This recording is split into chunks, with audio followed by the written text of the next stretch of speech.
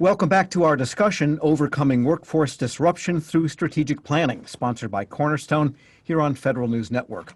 My guests today are Steve Dobberowsky, the Senior Principal for Thought Leadership and Advisory Services at Cornerstone.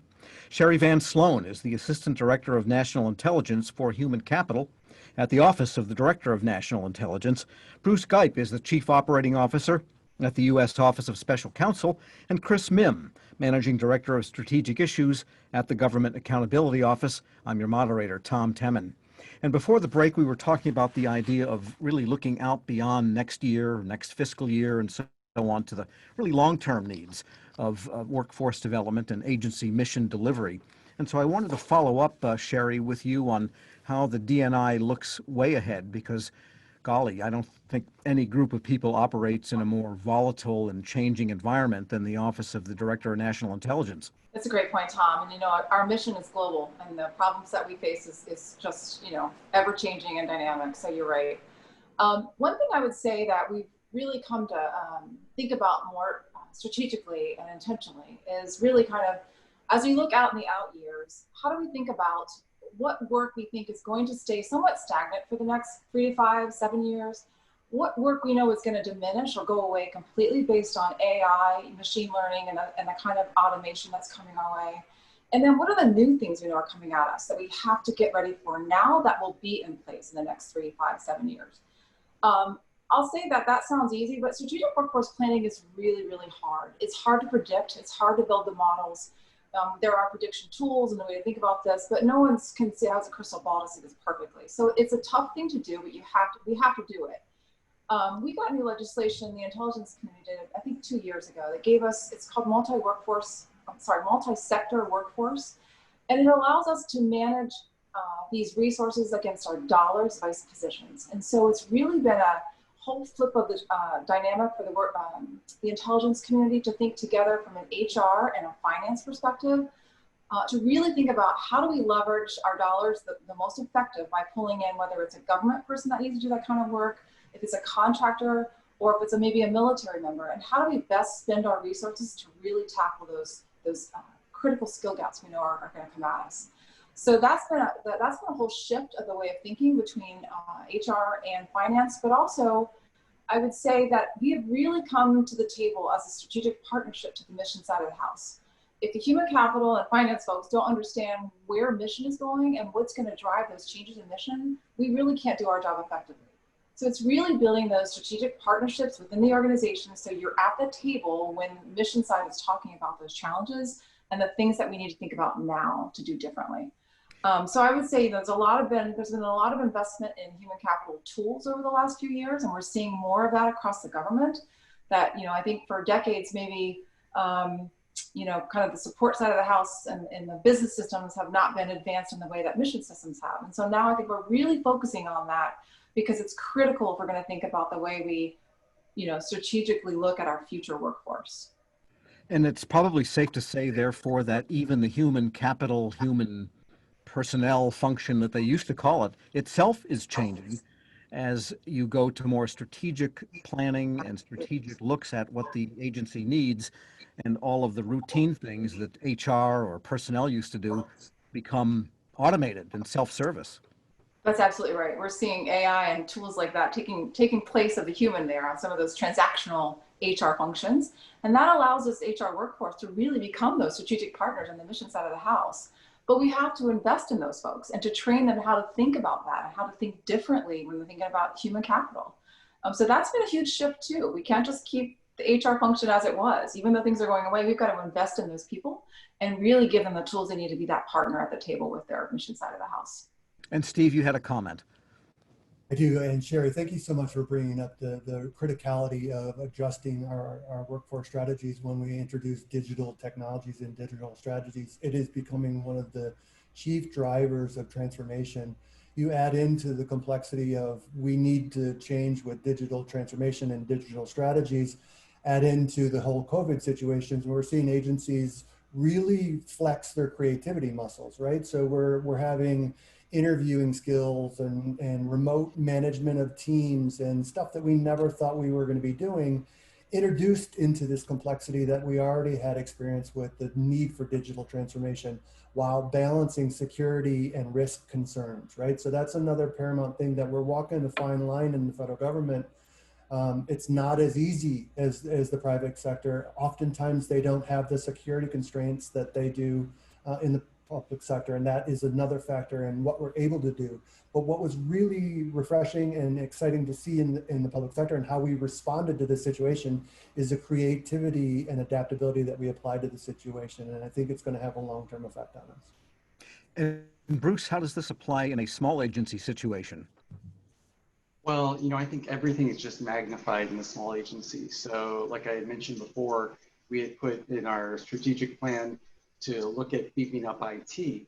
And, you know, with the COVID pandemic happening, and I've noticed this at even in my old job at DOJ, it kind of accelerated everything. So we had planned for really since 2017, the IT infrastructure was part of our COOP plan, continuity of operations. And so in the months leading up to COVID, we really got everything beefed up. We were ready to go paperless. We really went, or to go virtual, we really went virtual seamlessly in early March. So that's the kind of thing that we had to be agile because we don't have a lot of money being such a small agency to throw around. But I think at OSC and at a lot of other agencies, the COVID situation is going to really accelerate the push towards paperless, which we're pretty much there at OSC, but a lot of agencies aren't. And then just with medium range planning in general, excuse me, one of the things I think about is like our Hatch Act unit. So when we talk about having to look at the way to staff things, we know every 2 years and especially every 4 years, they're going to get a lot more work because they get complaints during election, and that's this year. So we've also tried to do things. We can't necessarily get more money to hire more people, but we can rearrange internal, you know, have details and that type of thing.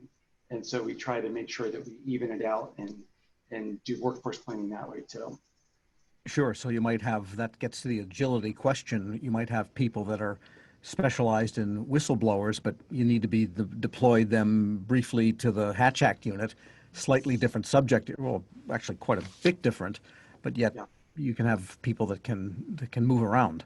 Right, and I think that's good for everyone. You know, it's good for the agency because we can accomplish our mission, and it's also good for our employees because they get extra experience and exposure in different areas. So I think it's a win-win, and it's one of those agile type of things in a really tiny agency that you do. But I get all good feedback about those types of things when we do it. And Sherry said something I wanted to return to and explore a little bit, and that is that how artificial intelligence and technologies like that are changing work, eliminating some work that people did do so that they can do perhaps higher value work through automating routine types of functionality. But on the other hand, you also hear agencies saying we've got to have artificial intelligence talent come in. And there's several areas of technology development that agencies feel will be important to them. A couple of others that come to mind: the whole evidence-based policy making initiative has taken many forms, including the use of data officers, and how do you inculcate data, which relates to some degree to artificial intelligence and also to data analysis. Things like customer experience design. These are the types of words and terms you never heard before in government a number of years ago. Now they're coming in. So the question is, how do these new incoming technologies affect the workforce planning when on the one hand they might eliminate some work for an agency, and yet you also need the expertise in those very things? Chris, that must come up a lot. It does, Tom, and what it underscores in a broad sense is the importance of what's often referred to as those soft skills in making sure that we are recruiting and developing and incentivizing people that are comfortable in an environment in which they're going to be dealing with evidence, in which they're going to be dealing with customers and partnerships and collaborations and networks. all of that is very, very difficult. I mean, we did a survey a number of years ago of the chief performance officers in each of the major agencies, asking them kind of what they saw as some of their skills gaps. Overwhelmingly, they said they needed additional skills in data visualization and then root cause analysis is, with data. And they said, we gather an awful lot of information in government. What we need is people that are comfortable in presenting that information, discerning the stories, as it were, from that information. If there's a performance gap, identifying what needs to be done in order to improve performance. Those are all things that, fortunately, many of our graduate schools in public policy and public administration are training the next generation of students on or leaders on. But we still need much more of that within government. And more broadly, as you were saying, is that we need people that are comfortable in thinking of customer relationships, or even more broadly, partnership relationships, as to how do we work with others in order to achieve the results that we need to achieve. Nothing that we do in the federal government is going to be done by one program or one agency operating in isolation, or at least nothing worthwhile. It's all going to be done in networks, or as Sherry was pointing out, even across sectors with contractors and the military and civilian working together on programs. That's something that needs to be trained and needs to be developed with people. And so that's a real issue going forward with most agencies that we've looked at. And Bruce? Yeah, I just wanted to kind of piggyback off something he said. So first of all, when Henry Kerner came in, he said one of the hallmarks of his administration was the old-fashioned customer service. And we had that not just for complainants who were coming in the door, but also between our employees. I think that's helped. But he mentioned working with others, even outside the agency. So we put together a group of 4 small agencies: Office of Special Counsel, MSPB, OGE, and FLRA. We call it the Big 4 Smalls, and we get together quarterly and we discuss really what's going on. It's a pretty open dialogue. And so we try to have best practices and figure out ways that a lot of times we're all dealing with the same problem that a little tiny agency has to deal with, that a DOJ or VA can deal with easier. But I have a really good example in the past year where that really paid dividends for OSC. Since we're so small, we don't have a contracting officer, but we do have a lot of contracts. And so last year, our shared services provider dropped us right in the summer, in the middle of the contracting season. So we reached out to the Big 4 Smalls, and we got help from them, and they helped us get our contracts in. Which, if you're talking about contracts for Outlook, your Microsoft products and stuff, the agency stops functioning if you don't have those. So I think that kind of partnership between different agencies and kind of building those friendships and networking, it makes a big difference, especially for a small agency. Sure. And Steve, we've talked about these in terms of inculcating these new technologies in terms of recruitment, but it's also a matter of perhaps upskilling and reskilling the workforce that you do have too, isn't it? Yeah, absolutely. And I'll go back to something I mentioned earlier about the definition of what's important to an organization, right? You got to start there. And to Bruce's point, you don't necessarily have to reinvent the wheel. It's already kind of been done. There are programs like a Partnership for Public Service leadership capability model that you can use to kind of drive some of the change that we're talking about. The other thing that I think is important to maybe reflect on is how do we actually drive that change that we're seeking?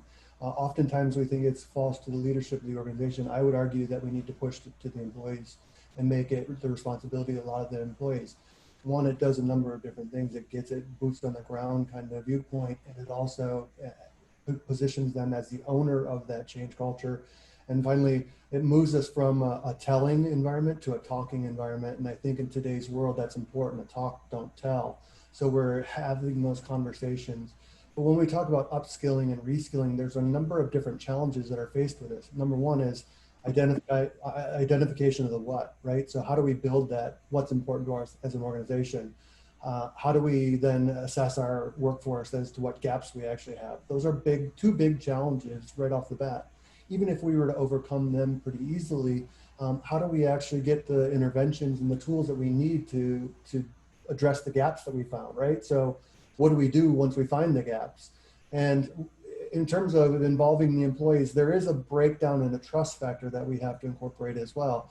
We have to create the environment where it's okay to share skills and capabilities and realize that that's not the only power that we have. So the identification of those, and then finally, once you have it set, you're not done yet because you still have to maintain it, right? So it's a constant improvement cycle. So there are a lot of different challenges, but there are a lot of organizations that are out there doing it really well.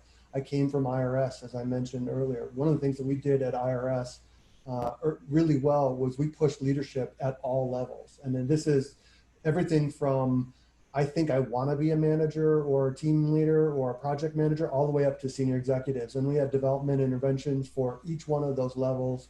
And I think that's something that could be leveraged elsewhere and has been leveraged in other agencies as well. So yeah, I think there are a number of different challenges, but we're seeing some really creative applications of technologies and the use of skills and forecasting capabilities. All right, on that note, we will take a short break. I'm your moderator, Tom Temin. This discussion is Overcoming Workforce Disruption Through Strategic Planning, sponsored by Cornerstone here on Federal News Network.